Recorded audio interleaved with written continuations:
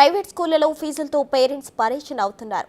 3 నెలల్లో కొత్త విద్యా సంవత్సరం మొదలు కానుండగా చాలా వరకు అడ్మిషన్లు పూర్తయిపోతున్నాయి. ప్రతి ఏడాది 10 నుంచి 15% ఫీజుల పెంపునకు సర్కార్ ఆదేశాలు ఇచ్చింది. కానీ వాస్తవం అందుకు విరుద్ధంగా ఉంది. స్కూల్ యాజమాన్యాలు నచ్చినంత పెంచేసి తల్లిదండ్రులపై మోయలేని భారం మోపుతున్నాయి. బీఆర్ఎస్ ప్రభుత్వ హయాంలో విద్యాశాఖ మంత్రిని, ఉన్నతాధికారులను కలిసినా ప్రయోజనం కలగలేదని, స్కూల్ యాజమాన్యాలకే మద్దతిచ్చారని పేరెంట్స్ చెబుతున్నారు. మరి ప్రజా ప్రభుత్వంలో అధికారుల తీరు మారుతుందా? పేరెంట్స్ కు ఊరట కలిగిస్తారా?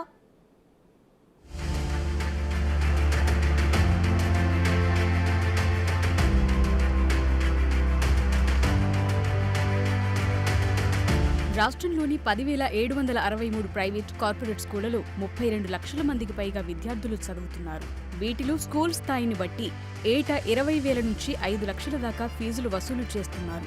వీటితో పాటు text books, uniforms, notebooks, shoes, bus ఫీజులు అదనంగా వసూలు చేస్తున్నారు. ప్రైవేట్ స్కూళ్లలో ఫీజులను కంట్రోల్ చేయాలని పేరెంట్స్ యూనియన్లు, విద్యార్థి సంఘాలు, టీచర్ ఫోరంలు ఆందోళనలు, నిరసనలు, అధికారులకు రిప్రజెంటేషన్లు ఇస్తూనే ఉన్నాయి. అయినప్పటికీ ఎటువంటి పరిష్కారం ఉండటం లేదు. కార్పొరేట్, ప్రైవేట్ స్కూళ్లలో చాలా చోట్ల కనీస సౌకర్యాలు లేకున్నా ఫీజులు మాత్రం లక్షల్లో వసూలు చేస్తున్నారు. లక్షలు వసూలు చేస్తున్నప్పటికీ అధికారులు మాత్రం చూసి చూడనట్టుగా వ్యవహరిస్తున్నారు. దీంతో చాలా స్కూళ్లు పుస్తకాలు, యూనిఫామ్లు, బ్యాగులన్నీ తమ వద్దనే తీసుకోవాలని తల్లిదండ్రులపై ఒత్తిడి తెస్తున్నాయి. స్కూళ్లలో ఈ రకంగా వ్యాపారాలు చేయొద్దని ప్రభుత్వం తరపున ఆదేశాలు ఉన్నప్పటికీ యాజమాన్యాలు వాటిని పెడచెవిన పెడుతున్నాయి. రాష్ట్రంలోని జిల్లాల్లో, గ్రామాల్లో ఉన్న ప్రైవేట్ స్కూళ్లు ఫీజులు తక్కువగా ఉన్నప్పటికీ సిటీకి వచ్చేసరికి భారీగా ఉంటున్నాయి. కరోనా, లాక్డౌన్ సమయంలో అనేక మంది ఉపాధి కోల్పోయారు. ఆ సమయంలో ఆన్లైన్ ద్వారా స్కూళ్లు క్లాసులు తీసుకున్నాయి. కేవలం ట్యూషన్ ఫీజు మాత్రమే తీసుకోవాలని ప్రభుత్వం చెప్పినప్పటికీ, జీవో నంబర్ 46 తీసుకొచ్చినప్పటికీ స్కూళ్లు మాత్రం 100% ఫీజులు వసూలు చేశాయి. అంతేకాకుండా ఇష్టానుసారంగా 10 నుంచి 30% ఫీజులు పెంచేశాయి. ఈ ఫీజుల విషయంలో ఒక నియంత్రణ ఉండే విధంగా ఒక కమిటీని వేసేసి ఓన్లీ కమిటీలు వేయడం, ఉత్తర్వులు ఇవ్వడం, జీవోలు రిలీజ్ చేయడం అని కాకుండా క్లియర్గా వాటి మీద ఏమైనా యాక్షన్ తీసుకునేటట్టు, ఎవరైతే ఈ ఇంప్లిమెంట్ చేయకపోతే మీ గుర్తింపు రద్దు చేస్తామనేటటువంటి ఒక ఇన్స్ట్రక్షన్ పెడితే తప్ప యాజమాన్యాలు ఈ ఫీజుల దోపిడీని ఆపేటటువంటి పరిస్థితి లేవు. కొన్ని స్కూళ్లు ఇంటర్నేషనల్, టెక్నో, ఐఐటి, ఒలింపియాడ్ అంటూ చివర్లో పేర్లు తగిలించుకుని ఎక్కువ ఫీజులు తీసుకుంటున్నాయి. ఇలాంటి పేర్లు వాడొద్దని జీవో 91 చెప్తున్నా ఎవ్వరూ పట్టించుకోవటం లేదు. గ్రేటర్ హైదరాబాద్లో అయితే ఎల్కేజీ, యూకేజీకే లక్షల్లో ఫీజులు వసూలు చేస్తున్నాయి.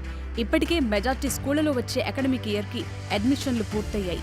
అయినా ఫీజుల నియంత్రణపై సర్కార్ క్లారిటీ ఇవ్వలేదు.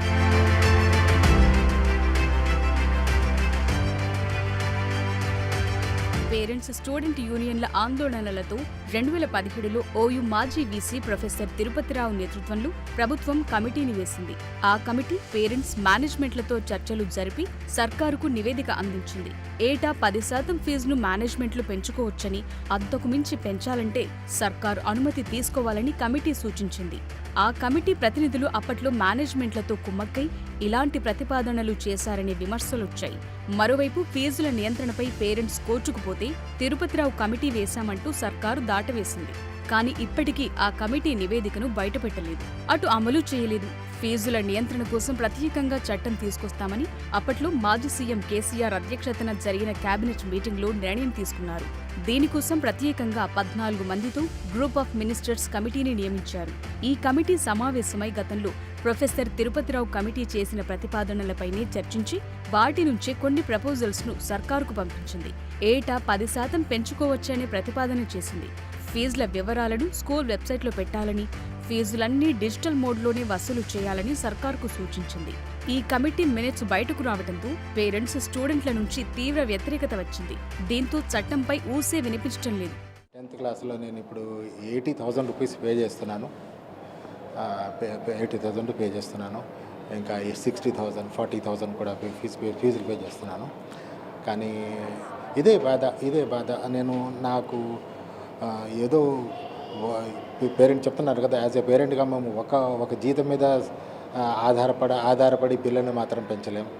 2-3 జీతాలు, 2-3 ఆదాయ మార్గాలు చూసుకోవాలి. ఎంత చూసుకున్నా సరే మా పిల్లల్లో మాకు తగ్గట్టు ఆశించినట్టు అంత రిజల్ట్ రావట్లేదు. మరో 3 నెలల్లో కొత్త విద్యా సంవత్సరం ప్రారంభం కానున్న నేపథ్యంలో తల్లిదండ్రులు ఫీజుల విషయంలో బేజారవుతున్నారు. కిండర్ గార్డెన్ నుంచే లక్షల్లో ఫీజులుంటే తమ పరిస్థితి ఏంటని వాపోతున్నారు. యాజమాన్యాల తీరుపై ప్రభుత్వ నియంత్రణ ఉండాలని కోరుతున్నారు. ప్రైవేట్, కార్పొరేట్ స్కూళ్లు ఆన్లైన్లో వెబ్సైట్లో డిస్ప్లే పెట్టి అందరికీ చూపించాలని డిమాండ్ చేస్తున్నారు. దీనిపై ప్రైవేట్ టీచర్స్ ఫోరంలు కూడా స్పందిస్తున్నాయి. త్వరలోనే విద్యాశాఖ అధికారులను కలిసి రిప్రజెంటేషన్ ఇస్తామని చెప్తున్నారు.